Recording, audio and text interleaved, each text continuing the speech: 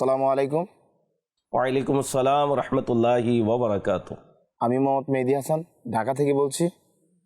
হুজুরের কাছে আমার একটা প্রশ্ন, সফর অবস্থায় কষ্ট হলে রোজা রাখার বিধান কি? জি মুফতি সাহেব কি বলবেন এই বিষয়ে? অনেকে মাহে রমজানেও সফর করে থাকে। সফরের মধ্যে শরীয়তের বিধান কি রোজা সম্পর্কে, বা কারা কোন সময় সফর করলে রোজা রাখবে, কারা রাখবে না, এবং না রাখলে গুনাহগার হবে কিনা একটু বিস্তারিত আমাদেরকে বলে দিন। রমজানের রোজা এটি ফরজ, যেভাবে আল্লাহ রব্বুল আলামিন কুরআনে মাজিদ ফুরকানে হামিদের মধ্যে যেখানে রমজানের রোজা ফরজ হওয়ার বিষয়টি বর্ণনা করেছেন, সেখানে এটিও বর্ণনা করেছেন যে যদি কোনো ব্যক্তি অসুস্থ থাকেন, রোগাক্রান্ত, ফামান কানা মিনকুম মারিদান আও আলা সাফারিন ফাইদ্দাতুম মিন আইয়ামিন উখর, হোক কেউ অসুস্থ কিংবা সফরে রয়েছেন, তখন তিনি এই সংখ্যাসমূহ পরবর্তী কোনো মাসে পূর্ণ করে দেবেন। অর্থাৎ মুসাফিরের জন্য এখানে বলা হয়েছে, যদি তিনি মুসাফিরে শারঈ হন, রমজানের দিনসমূহে তিনি মুসাফির থাকেন, অর্থাৎ নিজের ঘর থেকে, এলাকা থেকে তিনি বের হয়ে গেছেন আর সফরে আছেন, নিজের শহরের সীমানা থেকে বের হয়ে গেছেন। এখন যদি তিনি সফররত অবস্থায় যাচ্ছেন, সফর করছেন কিংবা কোথাও রয়ে গেছেন, তো সেখানে ওনার 15 দিনের নিয়ত নেই, আরও কম দিনের নিয়ত রয়েছে, তো ওনাকে বলা হবে মুসাফিরে শারঈ।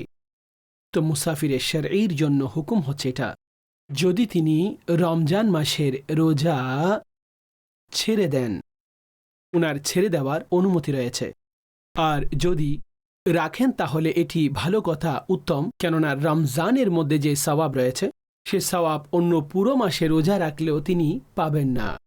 তো চেষ্টা করুন রেখে দিন, কিন্তু যদি সফররত অবস্থায় ওনার রোজা রাখতে কষ্ট হয় যেভাবে বর্ণনা করেছে, তো তিনি রোজা ছেড়ে দিতে পারবেন। মুসাফিরে শারঈর জন্য এই সুযোগ মজুদ রয়েছে।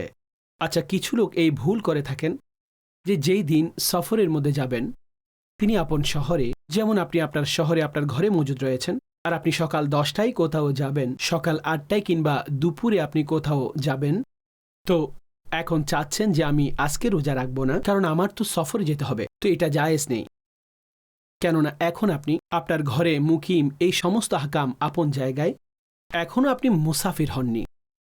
তো যেহেতু আপনি মুসাফির হননি, এখনও সেই হুকুম আপনার জন্য নির্ধারিত হয়নি।